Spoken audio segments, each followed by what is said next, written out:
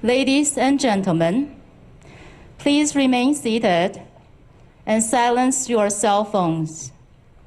The event is about to begin. Masks must be worn through the event. 各位先生、各位女士，演讲即将开始，请大家就座，并请把手机关成静音模式。演讲过程需全程佩戴口罩。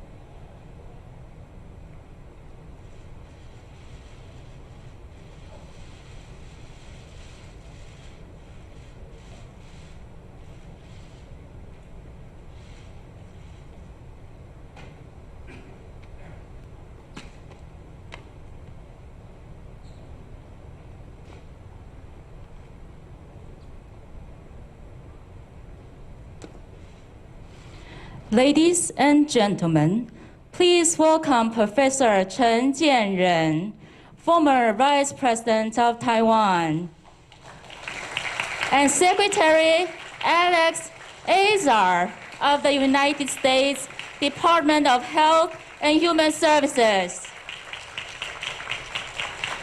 We now welcome Professor Chen to deliver welcoming remarks.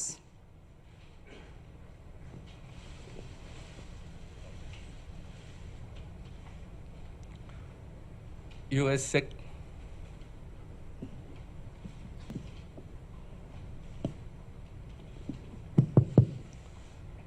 Secretary of Health and Human Services Alex Azar, Minister of Health and Welfare Chen Shizhong, AIT Director Brian Christensen, U.S. Assistant Secretary of Health and Human Services Robert Carter, AIT Chairman James Moriarty, Ambassador O'Clery, Ambassador Kiatu, Ambassador Edwards, Ambassador Kifas, and NTU Dean of Public Health Zheng Shouxia, and former Dean of Public Health Zhang Changquan, distinguished guests, ladies and gentlemen, good afternoon. It is my distinct honor to introduce a great friend of Taiwan, Secretary Alex Azar.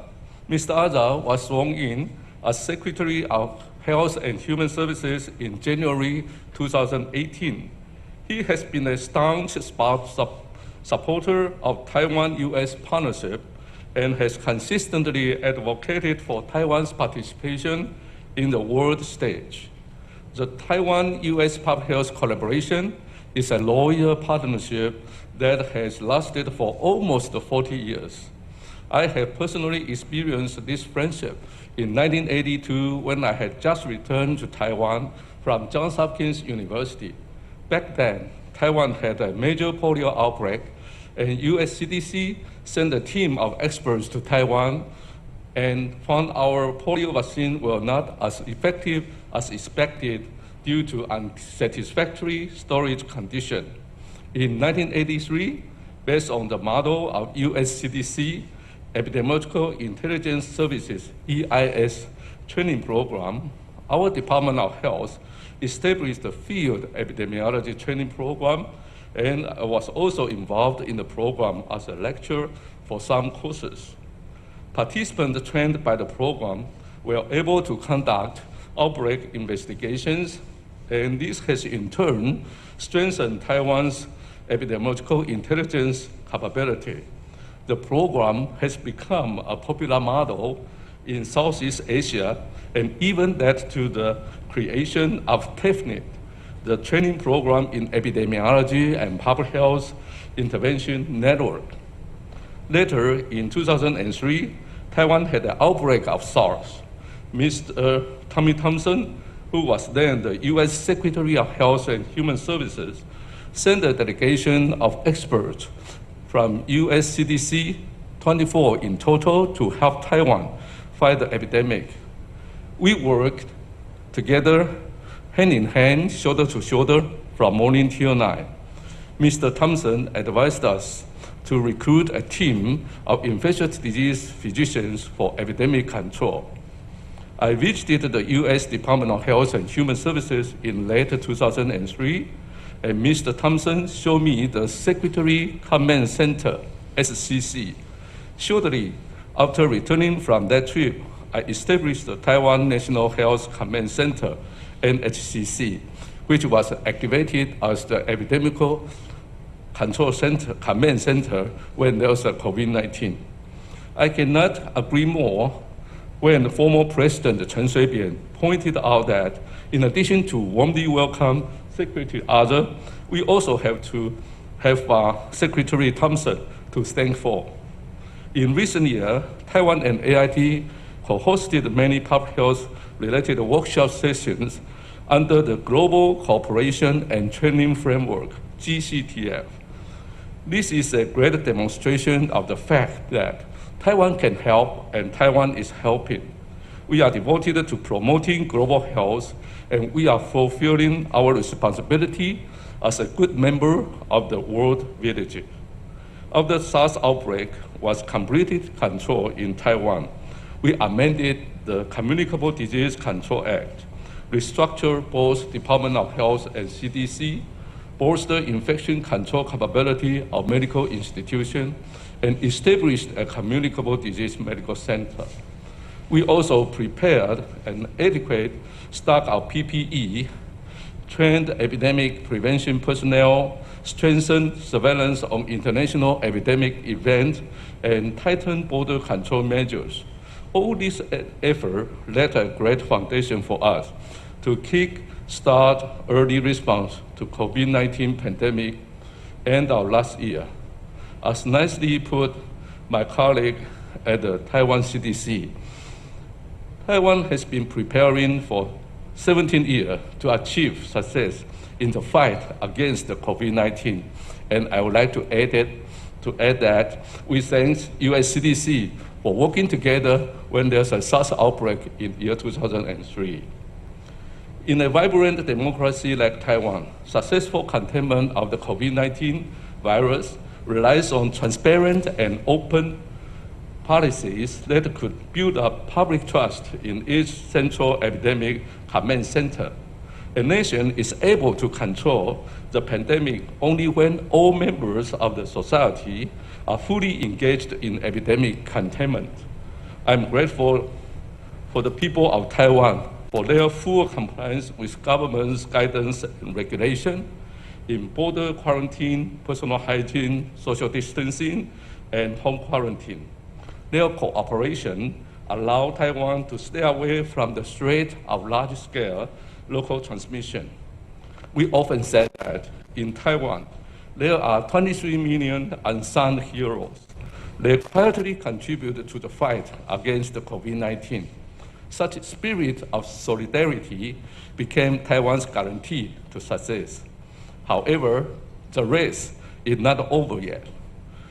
So far, we have only concluded the first half, and in the second half, we need to work with like-minded countries to control the pandemic. The virus knows no border, and no country could fight the novel coronavirus on its own. It is critical for Taiwan to be included in the World Health Assembly and all the technical meetings in order to share the most updated information and work together with other countries to address global challenges. I highly appreciated that the US has called on all nations to support Taiwan, and I especially want to thank Secretary A札爾 for championing for Taiwan's inclusion in the World Health Assembly. Today, we have a lot of alumni of the US CDC EIS training program, public health graduate students and experts gathered here. I know all of you are looking forward to Secretary's remark. So without further ado, please join me to welcome US Health and Human Services Secretary, Mr. Alex A札爾.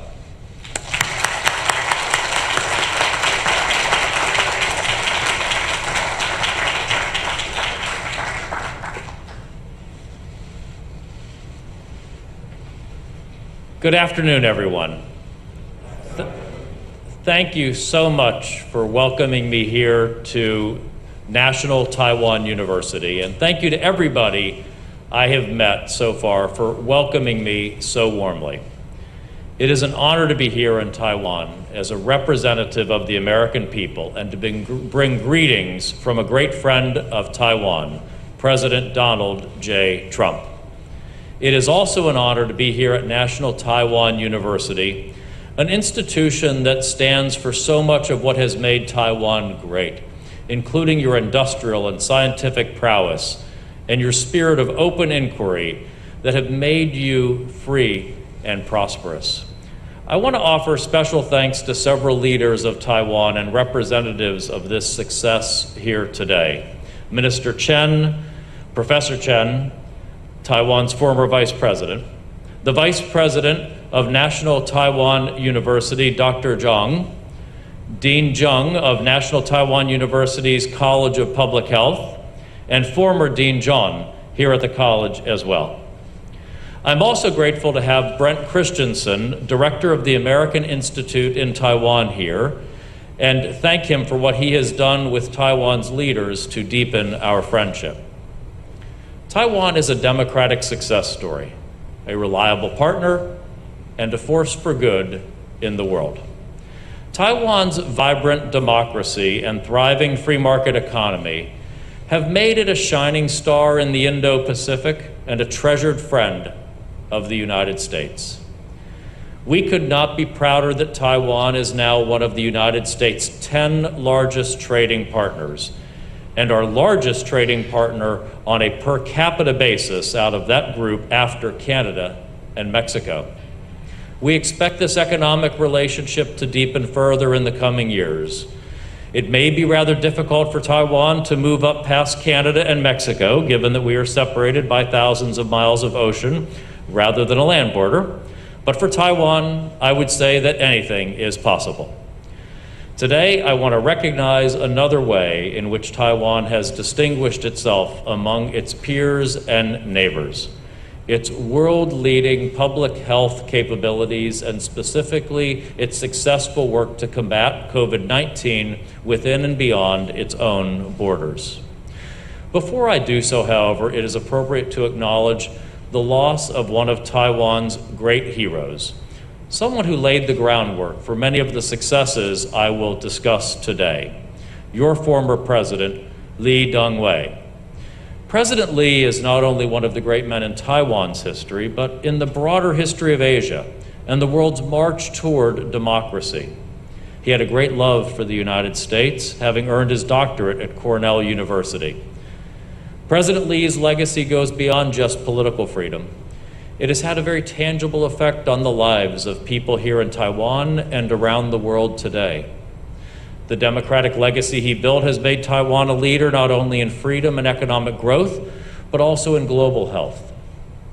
The United States believes these accomplishments are inextricable from each other, that our shared model of democracy and transparency is essential to keeping our people safe from the health threats of today and tomorrow.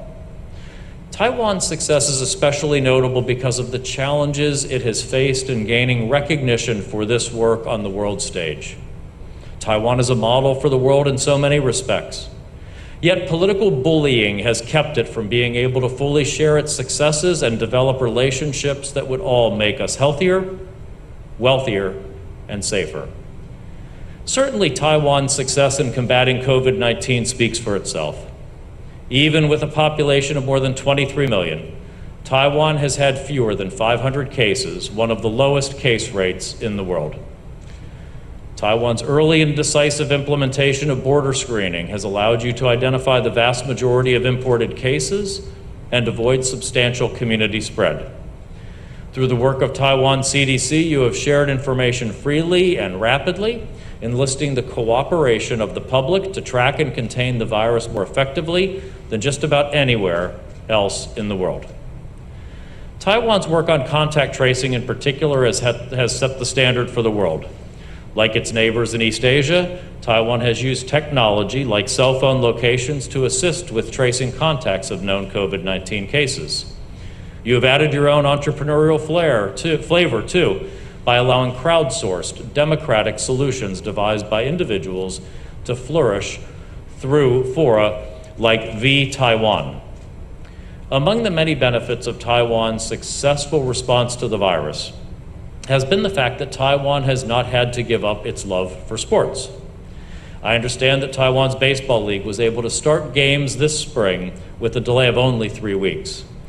Unfortunately, the United States has just begun our baseball season, with our opening day coming just a couple of weeks ago.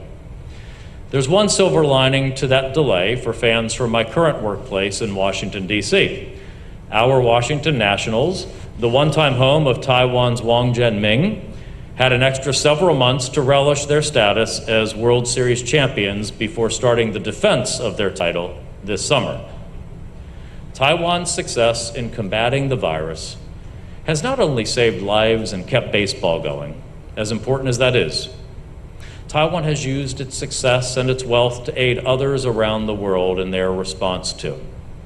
That includes the Pacific Island nations with which Taiwan has developed such a strong relationship based on freedom, good governance, and mutual respect, sending supplies and direct technical assistance to help these states control their own epidemics.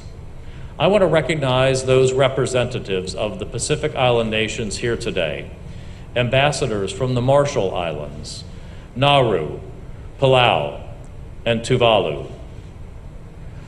I want to thank all of you for the close relationship you have fostered with Taiwan and your willingness to speak up for Taiwan in international fora. The Taiwan model of excellence in combating the virus has been obvious to us all. Taiwan's approach to combating the virus through openness, transparency, and cooperation stands in stark contrast to the country where the virus began. The Chinese Communist Party has had the chance to warn the world and work with the world on battling the virus, but they chose not to, and the costs of that choice mount higher every day. As the virus emerged, the People's Republic of China did not live up to the binding obligations it had under the international health regulations, betraying the cooperative spirit we need for global health. This came as little surprise to Taiwan, which experienced the consequences of Beijing's cover-up of SARS in 2003, costing dozens of lives in Taiwan and dealing serious disruption to the whole region's economy. I believe it is no exaggeration to say that if this virus had emerged in a place like Taiwan or the United States, it might have been snuffed out easily, rapidly reported to public health authorities who would have shared what they knew with health professionals and with the general public. Instead, Beijing appears to have resisted information sharing, muzzling doctors who spoke out, and hobbling the world's ability to respond. I can attest to this personally. The same week the virus was finally reported, and before any cases had been confirmed outside China, U.S. CDC Director Robert Redfield spoke frequently with his counterpart in the PRC about the outbreak. He repeatedly offered CDC's assistance to the PRC to understand the disease and to assist in response efforts. Yet, it took until mid-February, weeks after the virus had spread well beyond China's borders, for Beijing to admit a team of international experts to assist with the investigation, while claiming that the U.S. had been doing nothing to help. Taiwan presents a strong counterpoint.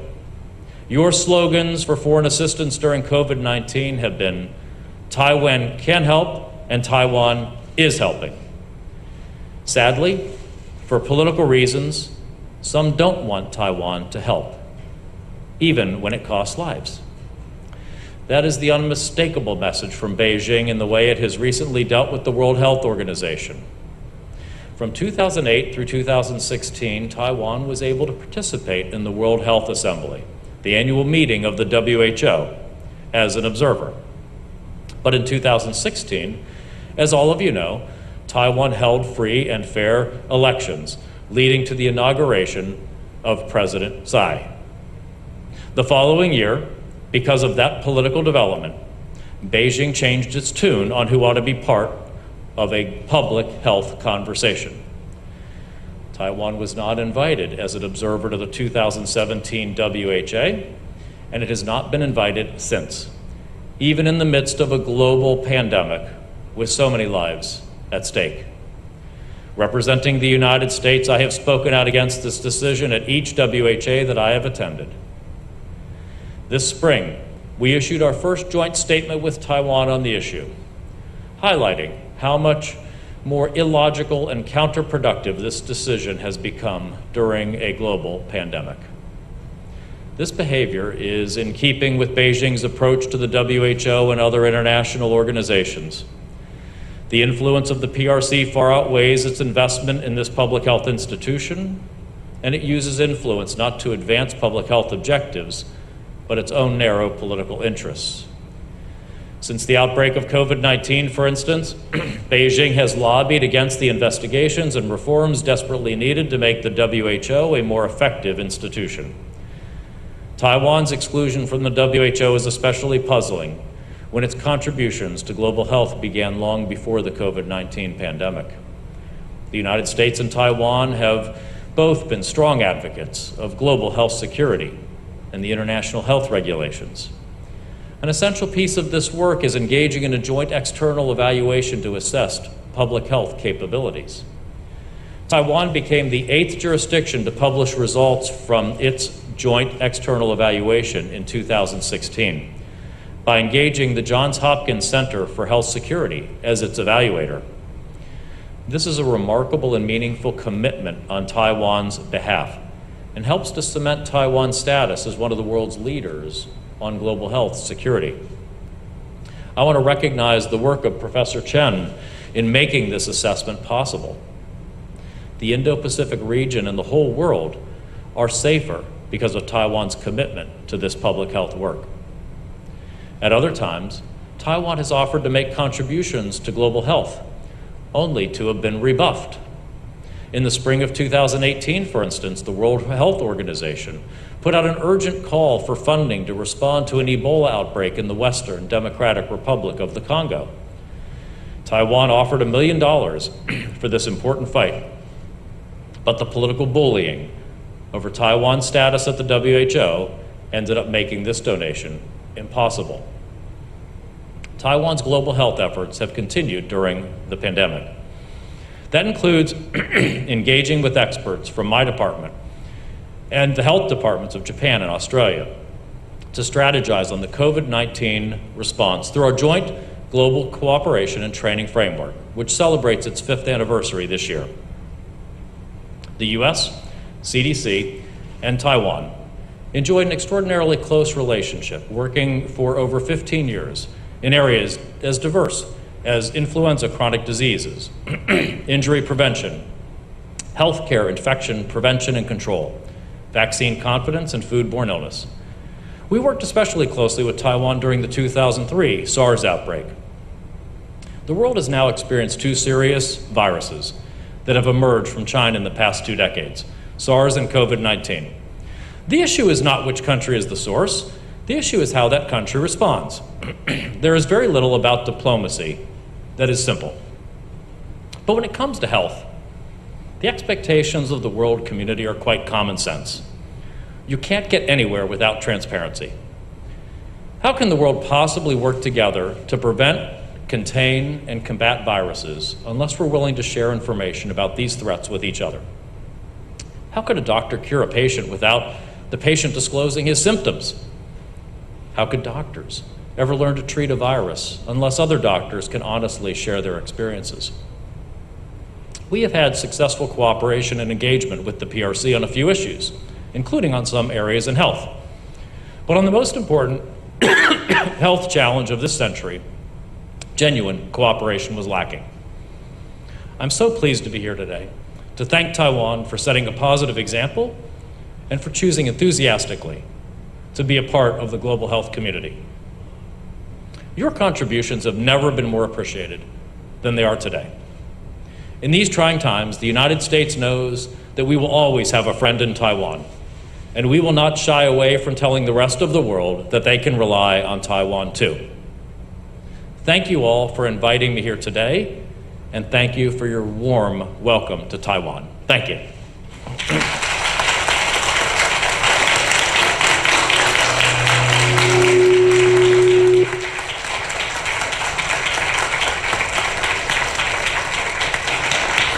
Thank you for your attendance. Please remain seated while our guests depart. 谢谢大家参加此次的演讲，请大家仍就座，恭送贵宾离开。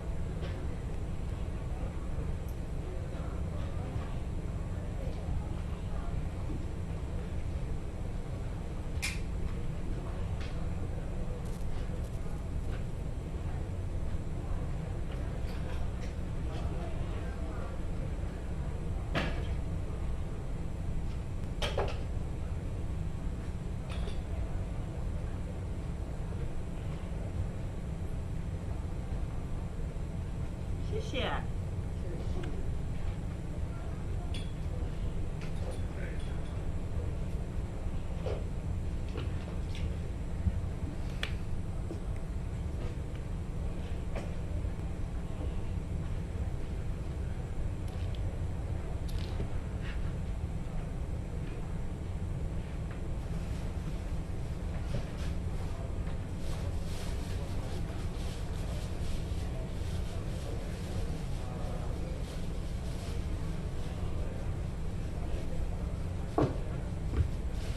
谢谢，辛苦了。谢谢。